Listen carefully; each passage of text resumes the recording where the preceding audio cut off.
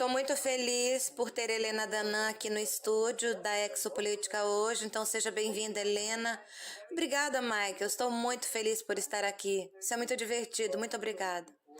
Estou realmente ansioso para poder fazer algumas perguntas pessoalmente sobre alguns desses tópicos que eu sei que estamos procurando nos últimos anos e pude entrevistá-la algumas vezes e conversamos por telefone, mas esta é a primeira vez que realmente fazemos perguntas pessoalmente, então é muito importante. Então eu quero apenas começar com o relacionamento que você tem com Enki, como isso é importante para entender a nossa história antiga como uma civilização. Bom, EA me contatou em 2021 para ser o primeiro contato. Ele começou a me dar informações sobre nossa verdadeira história, a verdadeira história da Terra. Eu descobri eu aprendi que havia uma razão pela qual eu estava chamando ele de velho amigo, porque eu o conhecia de uma vida anterior, então isso era algo fácil de se... Eu me sentia confortável com ele muito rapidamente, embora ele seja muito impressionante, sabe? Ele é muito alto, ele tem uma energia, uma frequência que é muito poderosa em meu corpo de terceira densidade. Quando eu vou encontrá-lo fisicamente, eu não posso abordá-lo, é muito difícil, é tão poderoso. É um alquimista, ele se autodenomina um alquimista cósmico. Ele desenvolveu o seu conhecimento a tal ponto que se tornou imortal. E isso é algo sobre o qual nós podemos falar. Tem diferentes graus de Anunnakis nessa outra sociedade, castas diferentes. Eu não diria no sentido de conflito entre si, eu diria como uma sociedade ou uma organização da sociedade, a classe mais alta da sociedade Anunnaki, os reais. Eu posso dizer que eles têm deficiência para acessar a imortalidade da carne, se eles quiserem. Então, é isso que eles decidem fazer por certas razões. EA decidiu fazer a jornada para alcançar, através da transmutação alquímica, a imortalidade da carne, o que significa que seu corpo agora está estável, ele não vai decair. E isso permite que ele preserve seu conhecimento, mas também acesse reinos superiores de consciência, reinos superiores de compreensão, e conecte-se diretamente com a fonte. Todos nós podemos nos conectar com a fonte, porque somos todos fractais dela, sabe? Mas o que ele pode fazer é realmente manipular e usar a própria substância da fonte. Ele explora, cria a si mesmo usando o material de origem. É por isso que é tão poderoso. E eu acho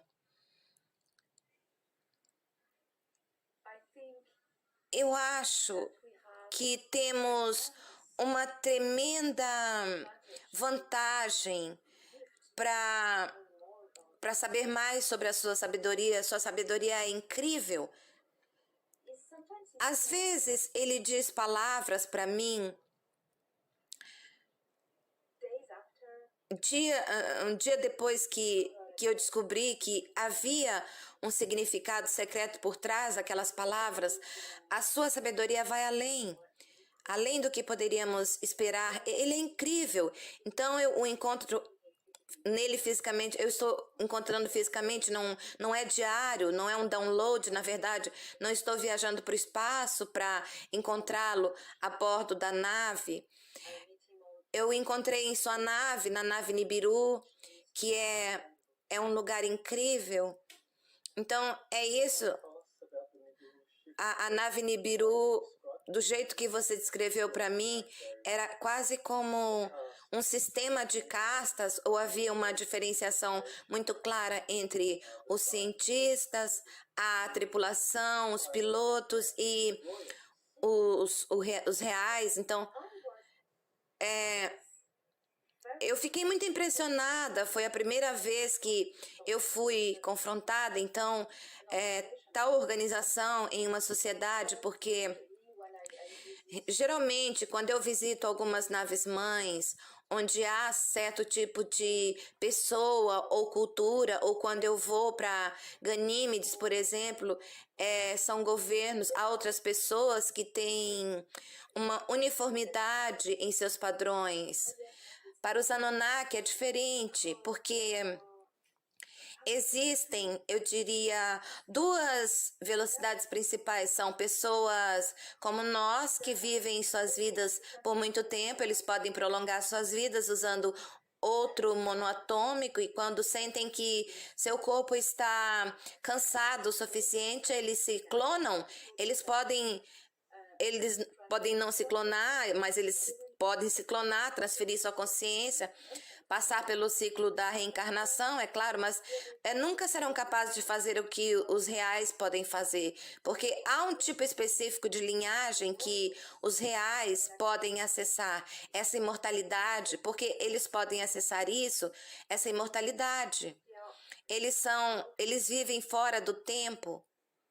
Então, na nave da vizinhança, os aposentos reais, onde é a mora, é absolutamente alucinante. É a arquitetura barroca. Você pensaria que entra como em um templo indiano. Como você sabe, há rios. Eu vi um rio correndo. Nos belos jardins, fragrâncias são incríveis, as plantas que eu nunca tinha visto em nenhum outro lugar, misturado com uma bela arquitetura extravagante, muito cultivado, não há nada superficial, e há jardins. E além disso, quando você sai do real, você entra no outro habitado da nave para tripulação, por exemplo. Então você tem a tripulação, os militares, os cientistas, que você conhece, as pessoas normais. É um mundo totalmente diferente, é muito futurista, arquitetura muito, muito futurista. E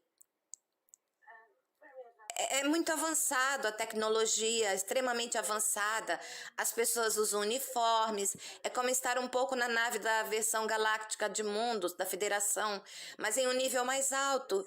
A discrepância do mundo, da arquitetura de um ambiente é impressionante, é realmente impressionante. Então, a vida da tripulação em Nibiru, nós estamos falando de pessoas que são muito semelhantes a como extraterrestres que fazem parte da Federação Galáctica, em oposição aos reais que vivem a realeza por dezenas ou mesmo centenas de milhares de anos. São todos ah,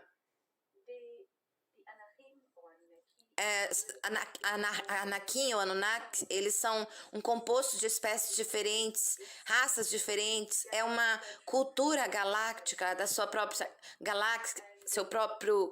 Eles têm. Você pode encontrar humanos, répteis, reptilianos, um tipo cinza, outras espécies, mas algo em comum que eles têm, eu notei, é que sobre uma espécie ou raça eles têm esse crânio alongado, um pouco mais ou menos alongado. Então eu acho que é uma característica comum em sua galáxia. Isso foi interessante. Agora, quando os Anunnaki vieram para a terra, eles estabeleceram a presença agora dos Anunnaki em Nibiru. O que eles fizeram foi criar avatares, corpos de avatares para transferir a sua consciência. Então, quando os Anunnaki chegaram, quanto tempo eles realmente gastaram em seus corpos físicos reais na Terra em vez de transferir a sua consciência para um avatar? Eu não sei exatamente, mas eles chegaram pela primeira vez na Terra em seu traje espacial, que são descritos até como peixes, porque eles estavam vestindo roupas brilhantes. Seu traje espacial, suponho que o traje ambiental, eu não demorou tempo, não sei quanto tempo, mas não demorou muito para eles criarem macacões, trajes ambientais que são corpos nos quais eles podem transferir sua consciência, porque você conhece bem as condições de radiação, gravidade, eletromagnetismo. Eles não podem viver nisso, eles não podem aguentar, é diferente de onde eles vêm, sabe? Em todos as suas naves é muito bem regulado com certas condições, e então eles precisavam, se eles iam viver na Terra, criar colônias, era uma estadia de longo prazo. Então eles decidiram uma maneira fácil, que era criar corpos de avatares. Eu sei que há uma conexão entre os Anunnaki, conforme descrito nos textos cuneiformes sumérios, e os deuses do Olimpo. Claro, os deuses latinos, romanos. Então, você sabe, minha pergunta é: se pensarmos em Zeus como o deus do céu no panteão grego, e pensarmos em Poseidon como o deus da água no panteão grego, nós estamos falando desses dois irmãos, Enlil e Enki? Exatamente, Michael, exatamente. Zeus era o deus do trovão, e ele era o deus do céu, o mestre do céu, o líder de todos os deuses. Ele adorava brincar com os humanos e dizia que os deuses gregos tinham um jogo de tabuleiro e eles jogavam os humanos lutando entre si, sabe? É exatamente o que Yahweh fez. Desculpe. Enlil é o deus do trovão.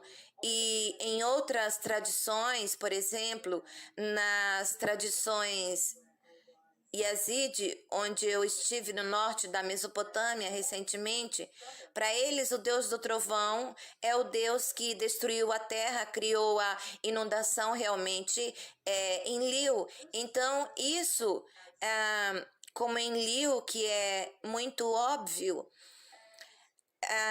é a chave, como Poseidon se encaixa perfeitamente, sabe, como esses residentes em Atlântida.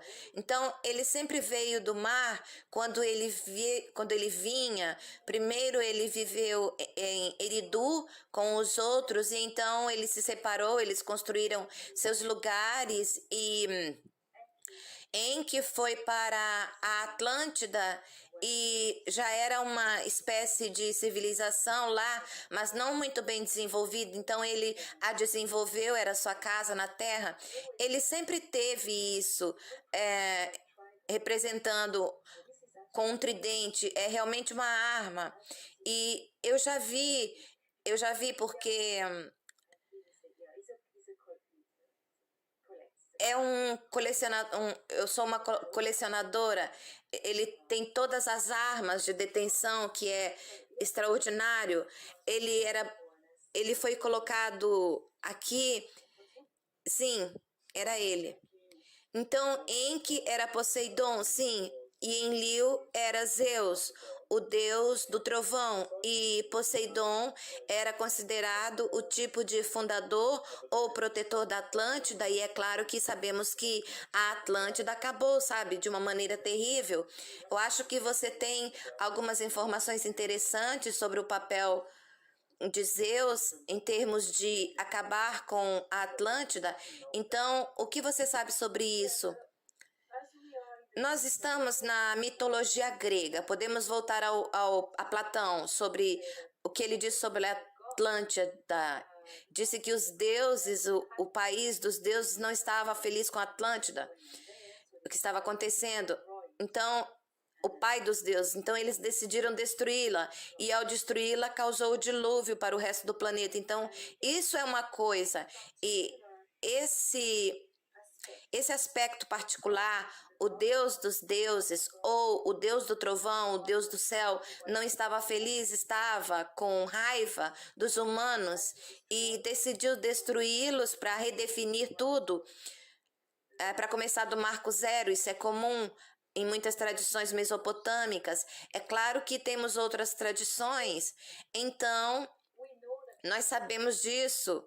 A chave tem, eles têm irmão, não se dando bem, porque Enlil estava em uma missão pessoal que era, ele queria criar seu próprio império usando a terra. Para ele era a base para criar seu próprio império. E ele desenvolveu uma escravidão na terra. Ele queria escravizar o máximo de pessoas possível. Ele colocou seus cientistas geneticistas no comando e Iá estava à frente deles dois. Tentam levar esses humanos, a esses primeiros humanos, para serem transformados em escravos, alterados como o DNA deles e torná-los dóceis e complacentes. Eu não estou bem com isso, mas Enlil era o mestre dessa expedição fetichista, então ele estava no controle e ele disse, tá certo. Disse, tá, vamos ver o que está acontecendo. Ele descobriu quem eram esses humanos que já eram os produtos de outro experimento que você conhece.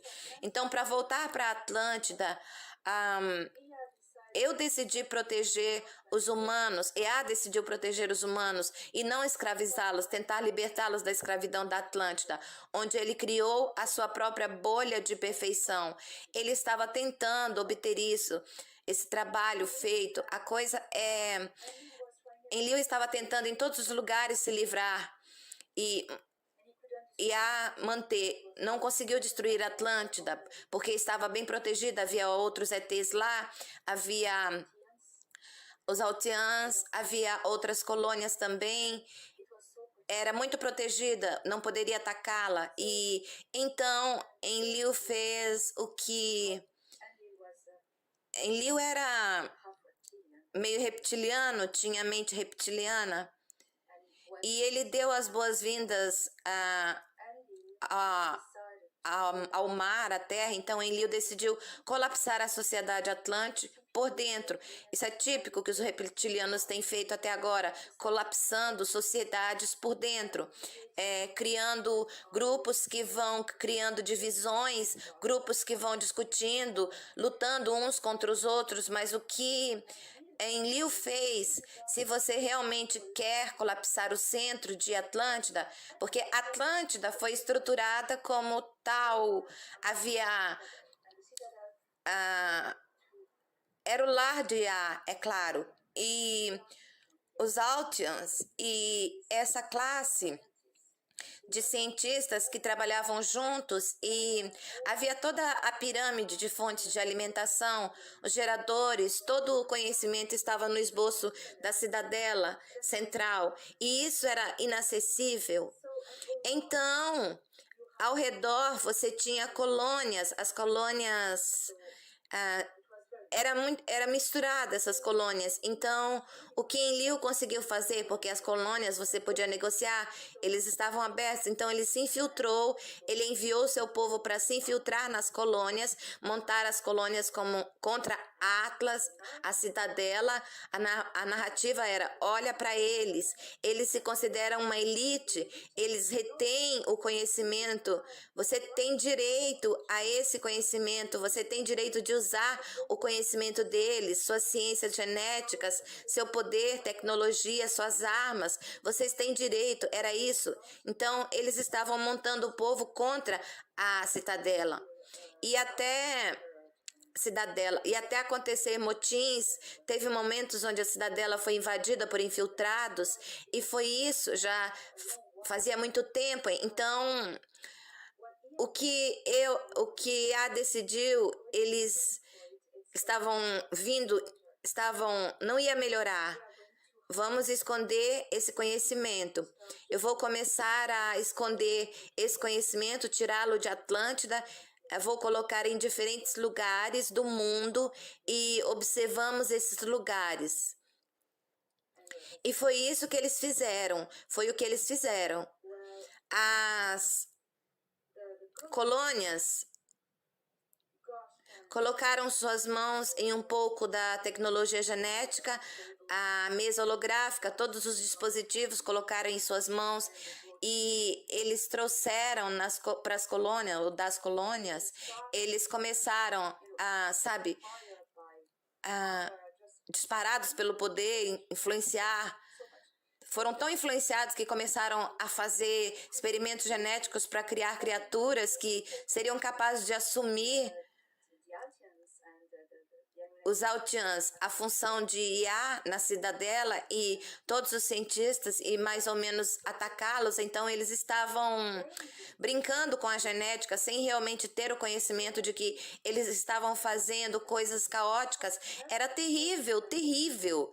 E isso estava ficando cada vez pior. Eles estavam criando criaturas como eles provavelmente estavam tentando fazer super soldados na época, sabe?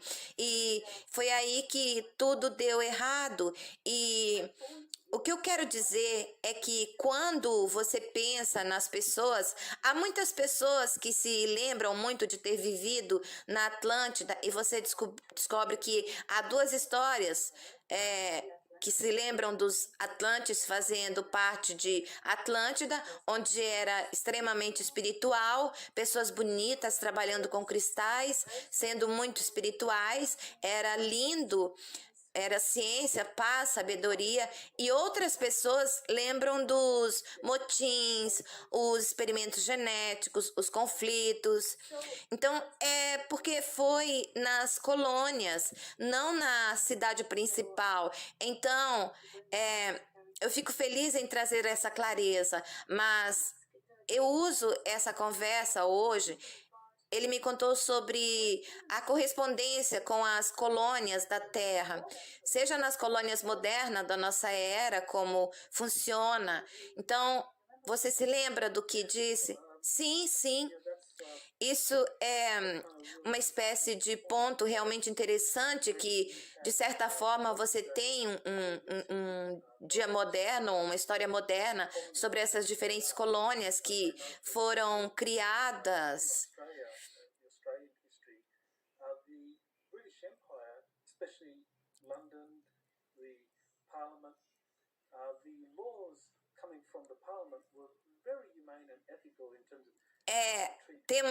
Em ética, em termos de como tratar os povos indígenas, mas os próprios colonos foram bastante implacáveis. Por exemplo, os colonos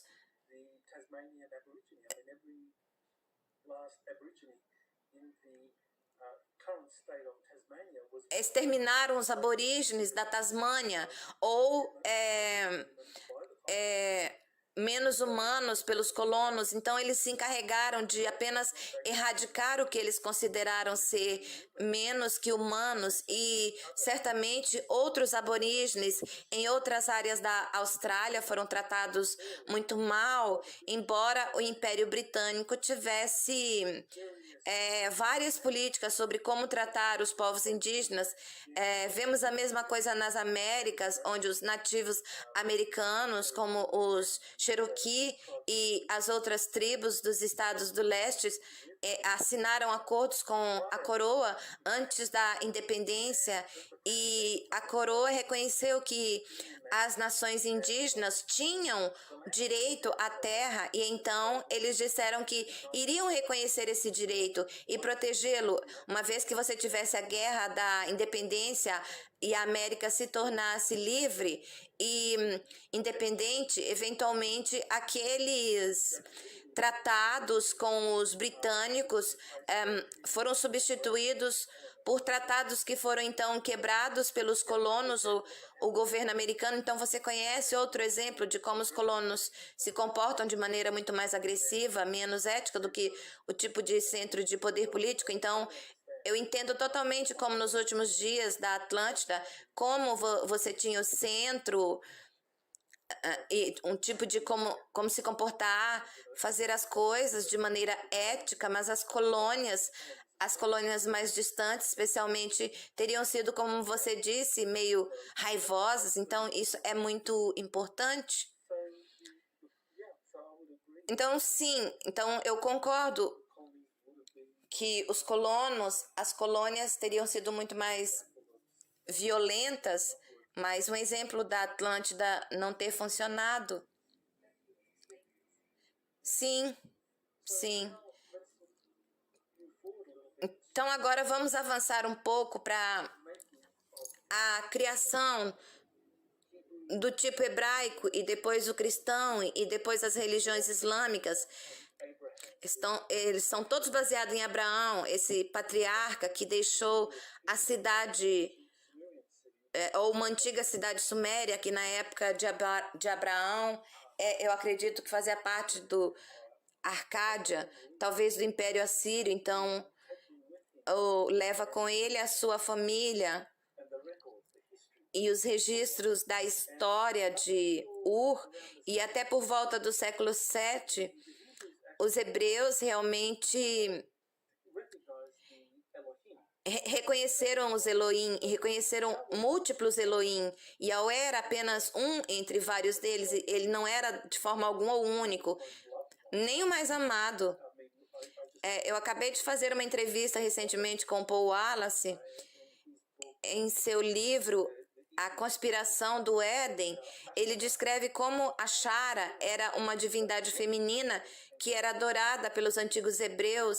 Ela era adorada, mas por volta de 600 AC,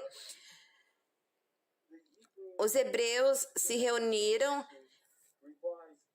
e decidiram revisar os textos hebraicos, ou cânon reconhecido, todas as menções de Asherah, outros Elohim, apenas focarem em Javé como o único Deus. E, portanto, para mim, Javé era apenas um entre muitos deuses. Então, quem era ele? Você sabe que ele era apenas um Anunnaki implacável? Você pode explicar quem era Yahweh? Yahweh era Enlil. E ele queria brincar com os humanos e governar este mundo. Era cruel, ele era uma pessoa malvada. Tudo o que ele era sádico, sabe? Ele queria brincar com humanos e torturá-los. E essa entidade maligna era Enlil. Os Elohim, ou os Anakim, em outras palavras para eles, eles eram muitos na Terra. Havia um grupo deles no comando e lutavam uns contra os outros pela custódia dos territórios. As guerras territoriais aconteciam o tempo todo. Você tinha Enlil brincando de Yahweh e outros também interpretando outros deuses. Marduk interpretou Satã. Ninota e o filho de Enlil interpretou Alá. E eis que sempre há algo que me chamou a atenção na religião islâmica. Eu seria queimada na fogueira por dizer em outros tempos.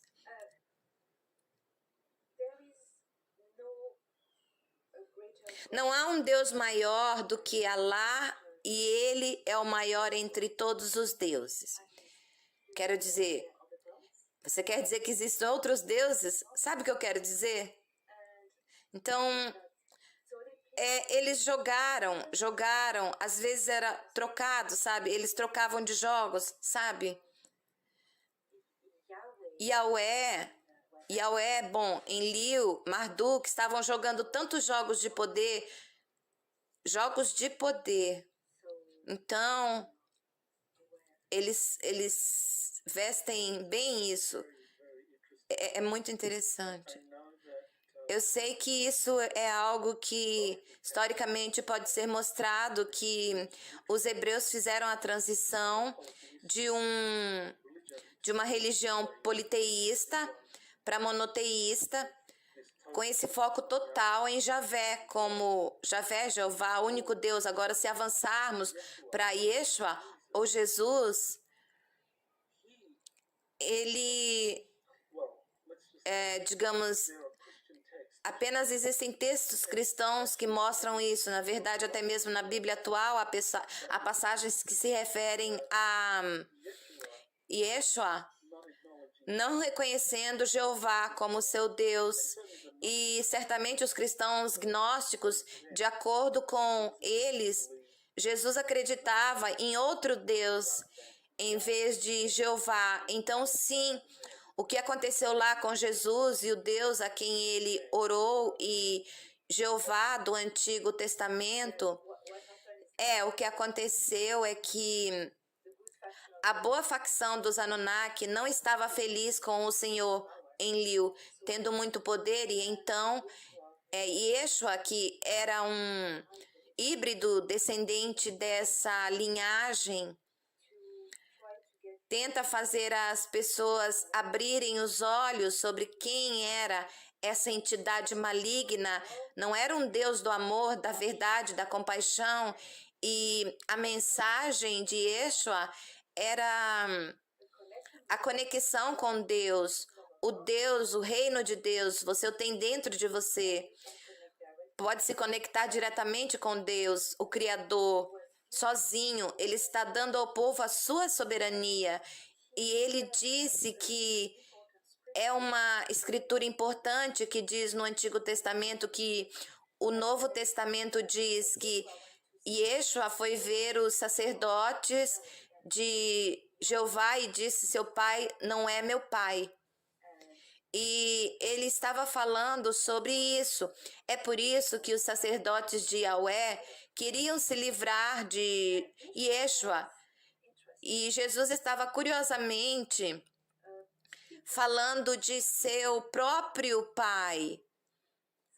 Então, eu entendo que, às vezes, ele estava falando sobre seu pai genético, o pai que criou a linhagem dos patriarcas, e às vezes ele estava falando do pai em termos de fonte criadora, com a qual nós estamos todos conectados, e que há algo muito importante, é que quando lemos na Antiga Escritura que somos feitos à imagem de Deus, não é o corpo, é a alma. Nós somos um fractal da consciência da fonte criadora. Nós somos um fractal da consciência da fonte. Nós temos um pouco dela em nós. Nós podemos nos conectar. Pode ser pelo lado quântico, emaranhado quântico, sabe? Temos a conexão diretamente com a fonte criativa. Podemos acessar esse conhecimento infinito apenas meditando e nos conectando com a nossa própria alma, encontrando a consciência da nossa alma. E então temos a conexão com a fonte, com o código. É isso que também ele estava ensinando, que EA está ensinando. Ele diz todas essas coisas que não precisamos de padre, não precisamos de igreja, nem de religião. Ele diz a mesma coisa que Jesus estava dizendo, é exatamente as mesmas palavras que ele disse. Você tem a conexão. Se você entrar, você pode se conectar com o Criador de todo o universo, e ele lutou no passado para fazer com que todos entendessem isso e saíssem da escravidão, porque era isso que ele queria que a humanidade fizesse, escapasse, saísse da escravidão infligida. Então, nós temos esse tipo de entendimento histórico de como a tradição hebraica meio que mudou de uma abordagem politeísta para o divino, para entender a vida, onde você tinha diferentes deuses, diferentes divindades que eram adoradas, que faziam parte da sua maneira de acessar a energia da fonte. Se você gosta, para onde houvesse esse tipo de crescimento nos sistemas de fé monoteísta, e claro, Jeová era como um impostor, realmente ele era um impostor, e aqueles que desafiaram isso, como Jesus, foram excluídos, e sabemos que os gnósticos foram muito perseguidos, especialmente quando o cristianismo se tornou a religião oficial do Império Romano. Esse tipo de sistema de fé monoteísta se tornou dominante.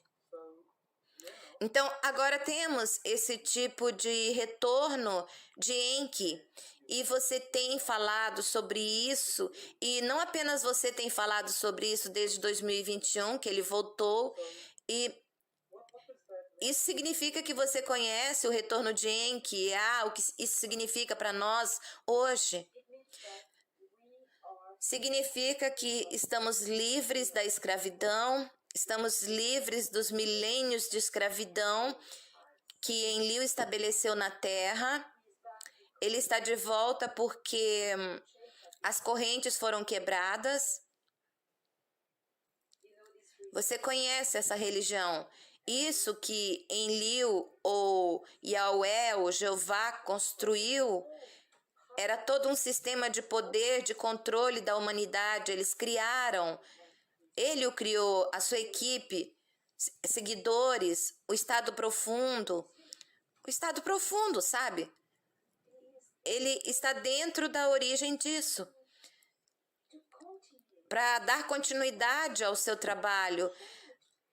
Não mudou desde a época da expedição, quando Enlil conseguiu escravizar a maior parte da população da Terra, não todos, mas muitos nessas áreas, e se espalhou pelo mundo inteiro em nossos tempos modernos, até recentemente, quando Enlil foi expulso da Terra e mas até agora ele disse a origem do estado profundo dos Illuminati, ou os produtos, e vivem. E a grande instituição religiosa em Roma que conhecemos, para citar, mas sim, isso é tudo controle de poder. E o retorno de é o retorno que, sabe, que as pessoas têm dito: Jesus vai voltar, Jesus vai voltar. Bom, meu entendimento disso, para mim, está me surpreendendo com evidências, é que não é Jesus, a alma, a pessoa, o personagem, não é ele como pessoa. Então, é o que chamamos de consciência crística. Sim, é ele que começou. A filosofia, a espiritualidade, de recuperar nossa soberania humana, de nos fortalecer novamente e bloquear nosso potencial, começar a vibrar em nossa frequência certa, onde deveríamos estar desde o início, e a volta com esse presente. Eu acho que as pessoas dizem que o retorno é o ensinamento que você representa. De qualquer maneira, o descendente tem a linhagem. Então, de certa forma, seu retorno não é ele, mas ele é a linhagem. O DNA atômico original retorna, devolvendo, trazendo a chave do DNA atômico original para a Terra, para os humanos da Terra, para a aliança da Terra. Como eu explico agora, implementando na cama médica, se você escolher, se quiser reparar alguns problemas genéticos que você conhece, você pode usar isso, mas de qualquer maneira, sim, é o que eu diria. Bom, então aqui voltamos 2021. Há algum tipo de elemento aquele retorno que é consistente com a profecia? Não estou falando apenas sobre o retorno de Jesus, também o retorno de Pitts, não entendi. Kalki. Como chegar a outro aspecto de retorno? É essa transição em termos de custódia do nosso sistema solares, que nosso sistema solar passou de um que era controlado pelos draconianos, oriones, para uma onde agora a humanidade está encarregada do futuro do nosso sistema solar e em que EA, junto com outros grupos extraterrestres, meio que supervisionam essa transição. Então, por que eles fizeram isso? Por que os extraterrestres fizeram diferentes conselhos, a federação? Por que eles fizeram escolha de transferir a custódia do sistema solar dos Dracos para a Terra, para a Aliança da Terra? O sistema estelar estava sob custódia do antigo império, o Império Draconiano, e 2 postos avançados principais eram a Terra e o planeta Saturno. Ninguém podia se aproximar de Saturno. Eu me lembro antes de tudo isso acontecer. Quando eu estava voando com Torren, nós tínhamos que evitar Saturno. Não podíamos passar dentro dos anéis. Ele não me contou, ele disse, isso pertence a outra pessoa, não devemos infringir o território. E era de fato concessão Anunnaki. E assim por diante, havia muita tecnologia e era Marduk que estava sob custódia, Saturno estava sob a custódia de Marduk. A Terra ainda estava sob custódia de Enlil, mas isso é algo muito profundo que estamos tocando agora, que é a diplomacia galáctica, porque Enlil, ele também é meio Sicár, porque seu pai, o chefe do império nessa galáxia, se casou com uma rainha Sicár reptiliana. Na época, ela morava em Orion e ela tinha muitas posses, era um acordo onde haveria descendência, teria que herdar do império, o outro império, e em troca, eu sei, teria todos os territórios, poderia governar todos os territórios dela. Anu disse que sim, e ele se arrependeu. Quando Enlil veio para a Terra, ele trouxe com ele os segredos. Não com a expedição, mas mais tarde ele permitiu que eles viessem. Então, quando nós falamos sobre toda essa linhagem real reptiliana que causou muito caos na Terra, os Anunnaki, porque às vezes nós pensamos isso, ambos têm que ver atualmente a casa real de Anu. É por isso que eles se casam. Eles estão muito ansiosos para viver muito e manter sua vida útil muito longa por alguns produtos que eles gostariam, de coisas indescritíveis de qualquer maneira. Quer ver os Sicár serem removidos do sistema estelar pela Aliança da Terra? A palavra, uma vez que os Greys também foram removidos, então Enlil estava em uma posição fraca. Sabe, você conhece como contato que eles viessem. Anu não poderia fazer nada, ninguém poderia fazer nada. precisava haver um trabalho interno para se livrar deles primeiro. Então, o Império Sicár não poderia vir e proteger a posse da terra, sabe? Então, isso foi uma vez que as horas de busca foram expelidas, um ponto-chave era a Antártida.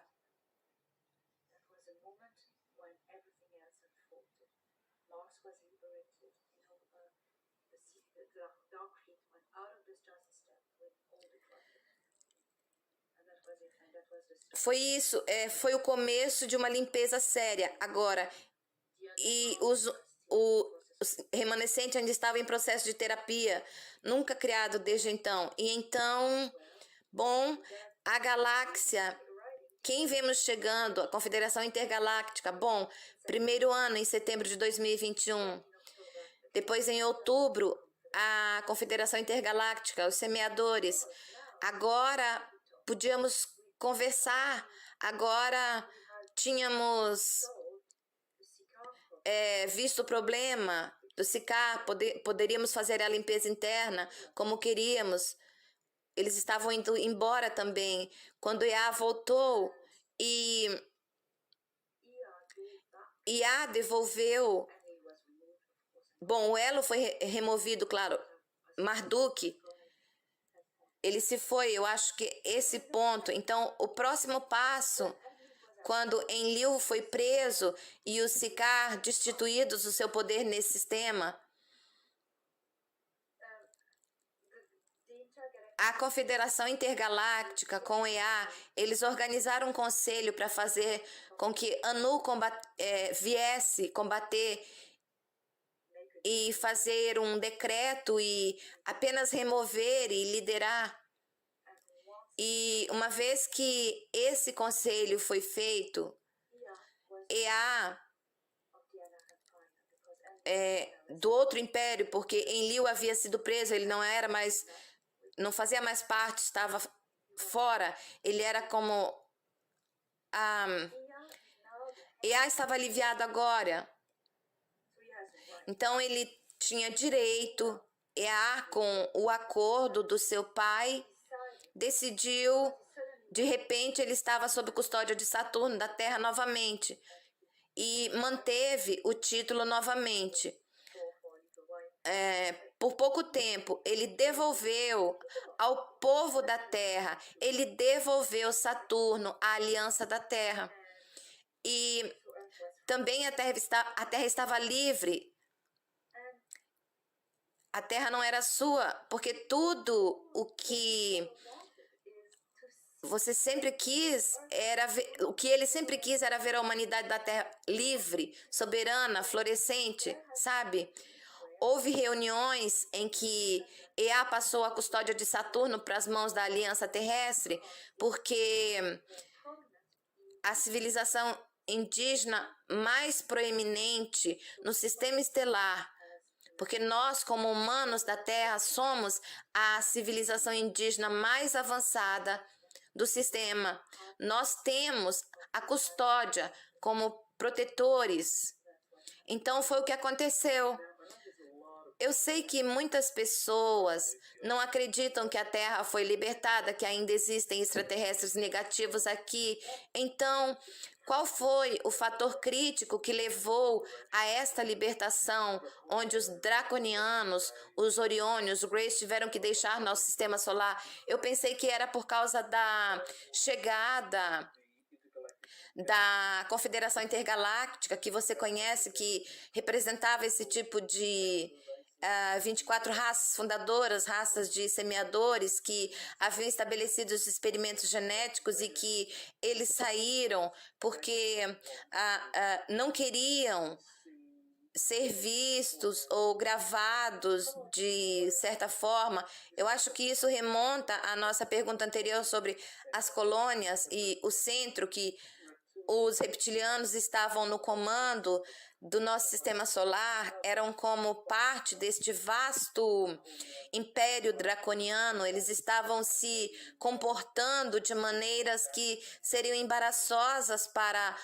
o centro do império draconiano. Então, quando os intergalácticos chegaram, a esses draconianos, eles sabiam que a Confederação Intergaláctica estaria vendo tudo o que você sabe e nós estamos bombardeados com esferas, sondas por todo lugar, gravando tudo. Então, foi realmente por isso que eles decidiram apenas fazer as malas e partir. Não foi porque havia uma força esmagadora que os estava derrotando militarmente, mas foi porque eles não queriam ser vistos, gravados por essas frotas extraterrestres superiores ou avançadas, chegando que vamos estar gravando tudo.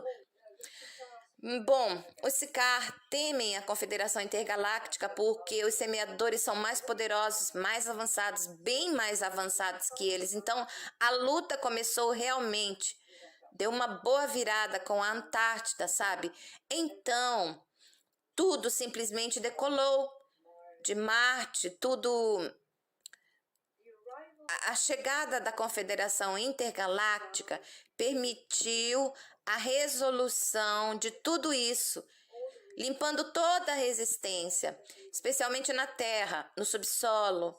Apenas eles disseram certo, nós terminamos, a coisa é com os... Eles têm honra. Você pode imaginar o rei Star Trek. Esses são os segredos, eles têm honra. E eu sei que os Sikaar que foram expulsos do sistema são considerados perdedores, tanto pelo Império Sikaar quanto pela Frota Negra, que é a sua organização espacial, envolvendo... Essa é a questão da honra. Você perdeu o sistema estelar, você é um perdedor, você não vai voltar para a sede. Então, a sede está em Aldebaran, sistema de Aldebaran, na constelação. E a sede do Império Sikaar está em Aquários. Bom, sabe, ainda havia, antes dos semeadores chegar, no final das lutas, era resistência, mas a frequência dessas 500 naves-mãe, dessa civilização muito avançada, foi como uma onda de choque, de frequência, e qualquer coisa que ainda estava resistindo simplesmente se foi. Eles se foram. Eles apenas tinham que sair, sabe? Tudo foi resolvido. E quando a frequência chegou, entrou em nosso sistema solar através do portal de Júpiter, a onda de choque de frequência ativou toda a tecnologia que eles haviam deixado há muito tempo, antes deles saírem das arcas, por exemplo, sabe? E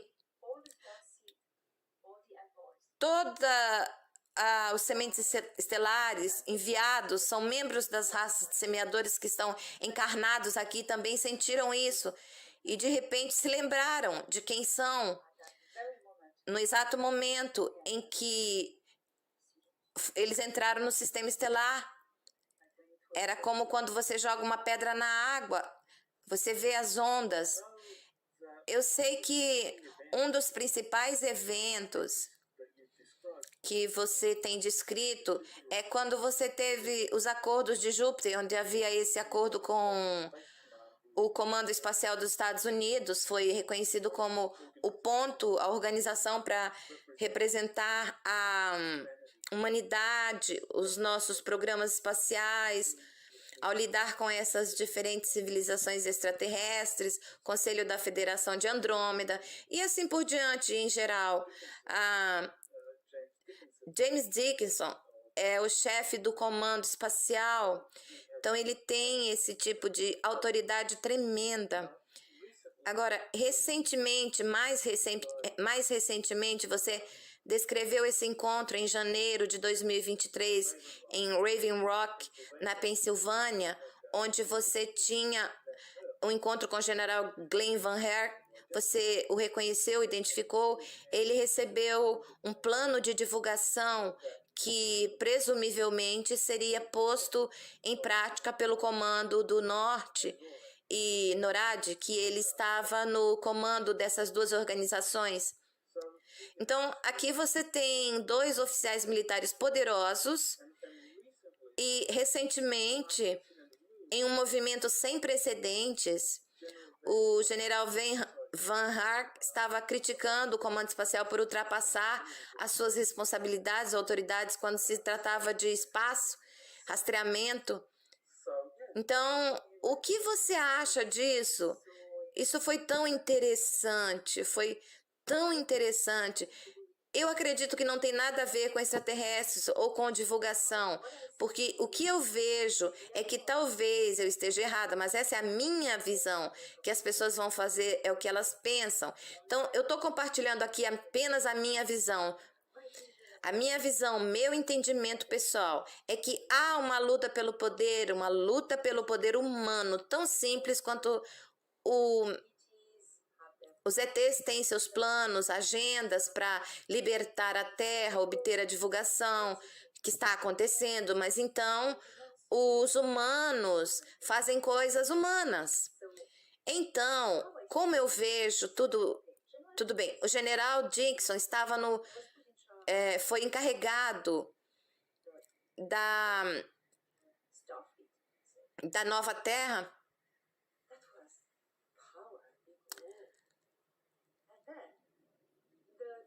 Mas o plano de divulgação é dado ao chefe do NORAD, general Van, não sei do que. Por razões táticas, suponho que seja uma boa razão para você não conhecer pessoas diferentes, liderando diferentes setores. E acho que, sabe, para mim é apenas uma questão de poder. Você recebe o poder de estar à frente dos acordos que aconteceram em Júpiter, mas me foi dado esse plano de fechamento e não pise no meu calo. Você conhece meu território. Democracia é exatamente o que eu acho que é, exatamente o que é. Não há nada com que se preocupar. Nós vimos alguém que assistiu aos vídeos vazados da missão Apollo, onde o astronauta descreve: Houston, temos um problema, há um Papai Noel. Sabemos que Papai Noel é o nome de OVNI. Então, quem vai estar no comando? É por isso que a luta pelo poder, no meu entendimento, quem vai estar no comando entre esses dois homens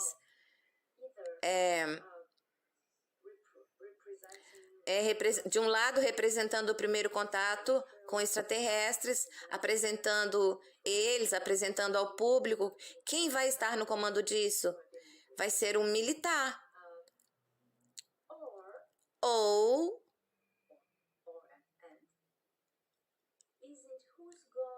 quem vai liderar o projeto sobre tecnologia de engenharia reversa? Tecnologia OVNI, quem vai ter a tecnologia T? Porque tudo bem, tudo que fizemos retroengenharia até agora, as pessoas começam a saber sobre isso.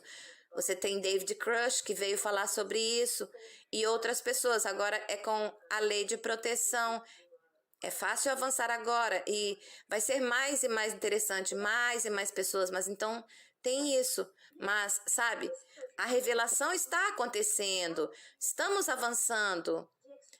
Os extraterrestres planejam se revelar publicamente porque eles estão trabalhando no governo desde um bom tempo.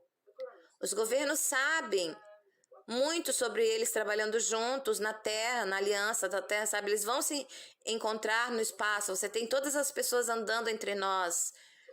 Então, quem vai aceitar qualquer tecnologia agora que esses ETs vão nos dar abertamente? Porque no momento eles faziam primeiro contato civil, contato público é oficial, é na TV, eles estão nas ruas, estão em todos os lugares, as naves estão chegando. Entramos em uma nova era, onde você está prestes a se juntar à versão galáctica de trabalhos para a proteção e a troca de tecnologias que você conhece, uma vez que você é um membro dos fóruns da Federação Galáctica. Você troca tecnologia livremente, compartilha, você coloca o conhecimento sobre a tecnologia em comum. Então, quem terá a liderança para essa tecnologia, para implementar essa tecnologia extraterrestre, isso é poder. Então, eu acho que há isso por trás também, mas essa é a minha visão, é minha própria análise pessoal, com o que eu vejo, o que eu sei. Eu tento entender isso, então eu estou interessada em saber sobre a sua compreensão. Eu acho que é uma luta pelo poder. É relativamente novo em termos de autoridade no sistema militar dos Estados Unidos. Foi formado apenas em 2019. Reconstituído em 2019, existia anteriormente de 82 até 2002 e depois foi dissolvido e então se tornou um comando subordinado dentro da Força Aérea dos Estados Unidos. Mas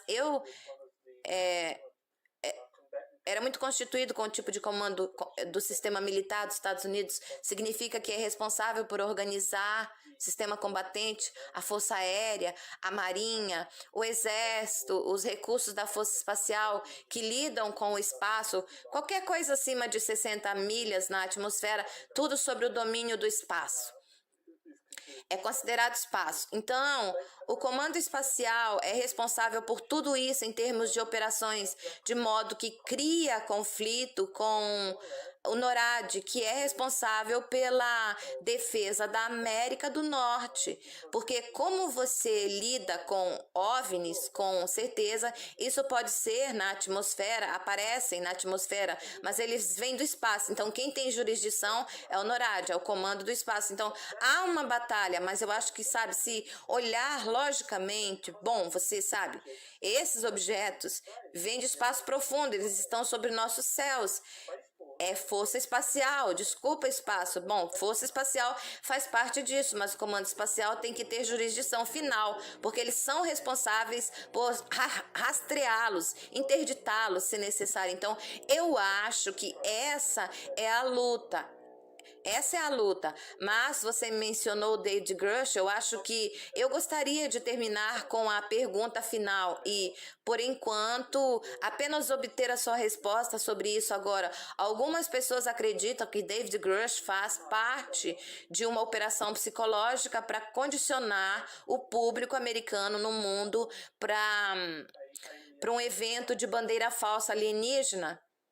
E que ele está divulgando essa narrativa de que não sabemos o que é, que existe um tipo de fator de medo ou uma ameaça à segurança nacional que outros acreditam. Eu entendi essa teoria de que é limitado, eles estão divulgando um pouco da verdade, que essas naves alienígenas estão passando por engenharia reversa, mas as corporações têm estudado isso por décadas, fizeram muito progresso, sabe? Eles não tivemos grandes avanços. Então, sim, nós temos alienígenas, espaçonaves, mas as corporações estão estudando e eles são muito avançados. Nós não sabemos o que são, mas eles estão lá, as coisas estão voando por aí, eles não são nossas coisas. Então, acho que esse é o ponto de encontro limitado. Depois, há a divulgação genuína, sabe? Acho que talvez isso possa fazer parte do que a Aliança da Terra e o espaço comandam e a Federação Coletiva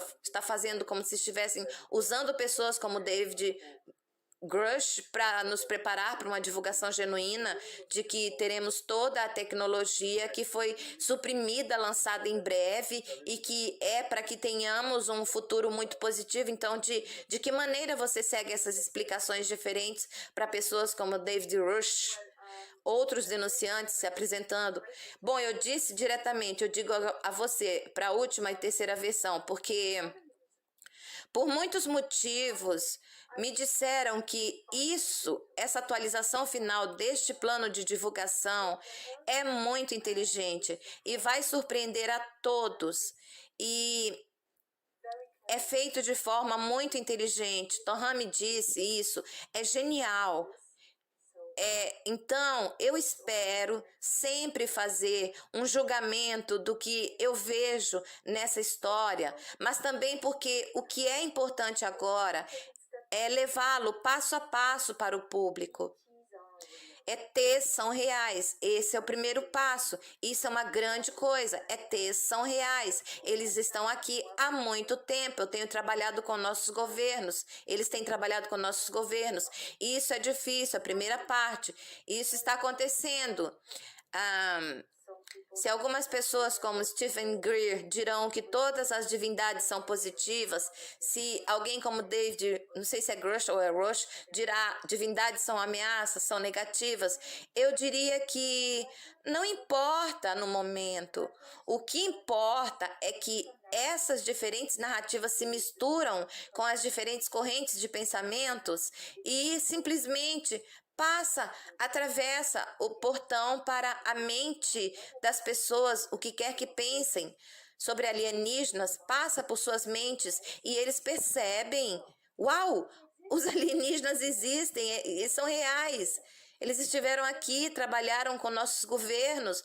Uau! Mas então, uma vez que as mentalidades do inconsciente coletivo da humanidade perceba isso, simule, então nós podemos passar para o contato, para o próximo passo. Mas eu acho que, sabe, se a verdade for dita diretamente, a tecnologia da engenharia reversa, o que isso implica? Revelar todas as histórias secretas, porque o que isso implica? Então, temos a engenharia reversa, essa tecnologia funciona muito bem, construímos TR-3B, construímos naves, temos... É um choque. Há muito mais que eu, pessoalmente, não sei sobre esses programas ultra secretos. Eu acho que, se fossem revelados agora, causaria um pouco de caos, principalmente para os militares, porque eles não querem, eles têm trabalho em tecnologia. Eu nem sempre fui ético com a humanidade, sabe? O que eu quero dizer, então, a tecnologia. A tecnologia de engenharia reversa não funcionou? Eu acho que é falso isso. Ela funcionou. Está implícito, sabe? No trabalho diário, com fibra ótica, supermateriais, nós temos muito disso.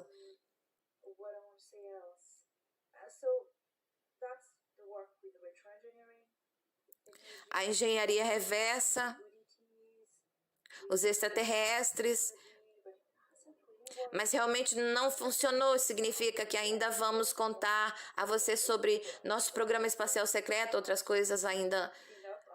Precisamos limpar nossa casa antes de abri-la ao público. Mas também, você conhece a narrativa, não há nenhum extraterrestre regressivo, eles são bons. Claro, para mim é um absurdo, porque teríamos o múltiplo do mal que você conhece nesse planeta. É ridículo, está em todo lugar. O mal existe em todo lugar. É porque também, se os governos divulgarem que eles têm trabalhado com os Greys, por exemplo, os reptilianos, eles vão contar às pessoas o que fizeram com essas doenças, abduções, os projetos MyLabs, abduções militares. Eles fizeram mal à humanidade. Eles venderam os 12 majestosos, venderam a humanidade para os cinzas de Órion. Eles vão ter que dizer isso. Eles não querem, enquanto o Estado profundo estiver no poder, sabe, eles não querem dizer. Existem civis regulares que trabalharam com eles. Eles não vão dizer isso, mas não são eles que dizem que são outras pessoas que estão protegidas. Sobre isso, eu sempre tenho em mente o que Torham me diz. Esse plano é genial e você vai se surpreender de ponta a ponta. Então, eu acho que David Rush sabe mais do que revelou. Ele não pode revelar tudo, porque atrás dele está, eu penso, entidades ou entidades militares que dizem coisas, você pode ter assinado, eu não sei, mas é só para começar, sabe? É importante a humanidade perceba que eles não estão sozinhos no universo. É tudo real, eles estiveram aqui, eles estão aqui. Então, isso é o que importa para mim.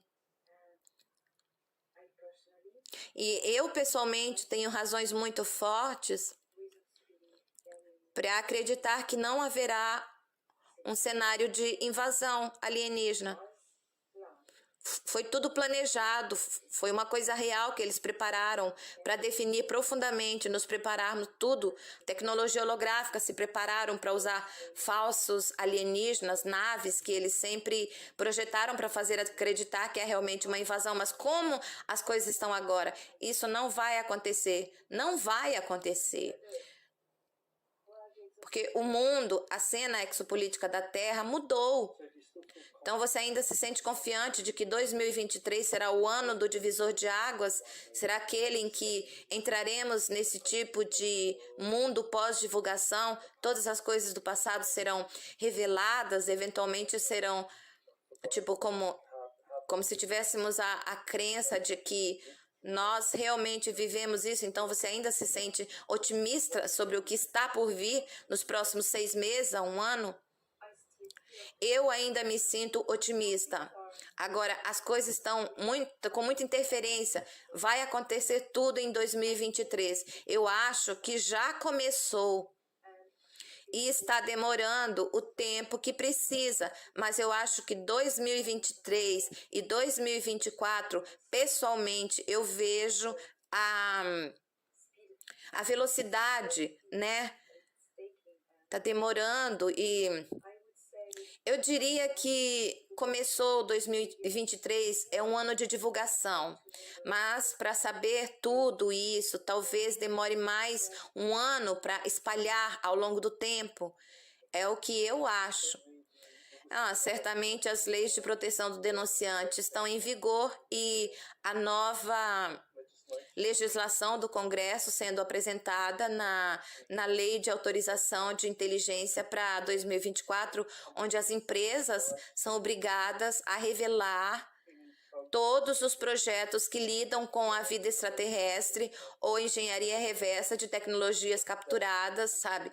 Para mim, é como se isso estivesse realmente sendo pressionado, as corporações, porque o Congresso está dizendo, olha, nós sabemos que você está fazendo, nós sabemos, você alcançou avanços, então se você não nos disser, nós vamos cortar você, cortar seu financiamento. Então, para mim, isso é muito poderoso. Então, eles têm 6 meses desde que a legislação foi aprovada até quando entra em vigor. Então, certamente, eu acho que em meados de 2024, quando essa legislação entrar em vigor, eu imagino que haverá muitas corporações que se sentirão pressionadas a revelar tudo o que está acontecendo. E, claro, os denunciantes estão onde as pessoas vão e aprendem, como sabe, descobrir sobre os projetos atuais que você planejou nos próximos meses.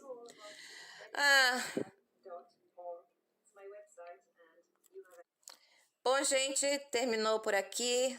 Ela tá só falando das considerações finais do livro dela. Espero que vocês tenham gostado. Se você não é inscrito no canal, por favor, se inscreva, deixe seu like, deixe um comentário. Deixo vocês em amor e luz. Namastê.